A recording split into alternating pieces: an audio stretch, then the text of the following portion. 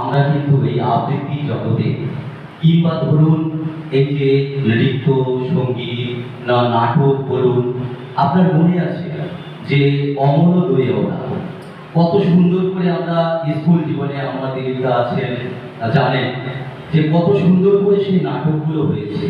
সেই সুরটা মনে পড়ে, দই দই ভালো দই, দইওয়ালা দইওয়ালা ও দইওয়ালা, এই যে সুর আমাদের কানে কিন্তু বসে আছে।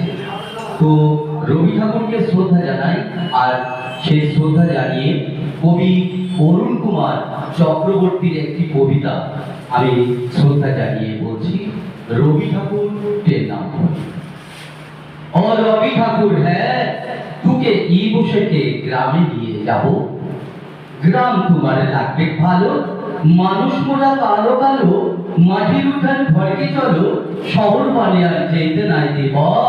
और रवि ठाकुर है ओ कवि ठाकुर है तुके ई बसे के घर के लिए যাব, তোকে সাহস দিব, তোকে সাহস দিব, পিরিতি দিব, কাঁঠাল বিড়ি পেইতে দিব, ইজিঙ্গিনা মাদল দিব, শালমুলের ছায়া দিব, করম ফুলের মালা দিব, শিমুল ফুলের টোপর দিব। ঠাকুর পেন নাম হই, ঠাকুর পেন নাম হই, কুণ্ঠ কথা আর না শুনব। ও রবি ঠাকুর হ্যাঁ ও है तुके ये बसे के ग्रामे लिए जाओ, तुके ये बसे के घर के लिए जाओ, तुके ये बसे के ग्रामे लिए जाओ। তো আঞ্চলিক ভাষাভাষী মানুষরা দেখুন কিভাবে রবি ঠাকুরকে পেয়েছে। আবার অন্যদিকে এই আধুনিক কবি যেখানে আমরা ধরি অপূর্ব দত্ত, যিনি আমার অনুষ্ঠানে এসেছিলেন, তার অনেক কবিতা আছে। তো ছোট্ট একটা বাচ্চাদের জন্য একটা কবিতা একটু বলি। রবি ঠাকুর কেমন ঠাকুর, মাটি নাকি কাঠে, এই কথাটা নেই লেখা নেই রুমুর সহজ পাঠে। রুমু কি আর জানে তিনি মানুষ এবং কবি, হয়তো জানে মোল্লা নাসি অথবা মৌলবী।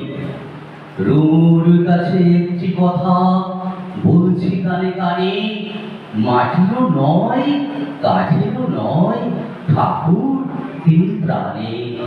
আচ্ছা, সবার হৃদয়ে রবীন্দ্রনাথ, চেতনায় নজরুল। তো সকলকে এখানে আমাদের সম্পাদক, আমার প্রধান শিক্ষক সতীর্থ বন্ধু আছেন, এখানে রয়েছেন করুণা, কি নাম জানি, বিকাশ ভক্ত উনি আছেন, আমাদের দিলীপদা আছেন, আর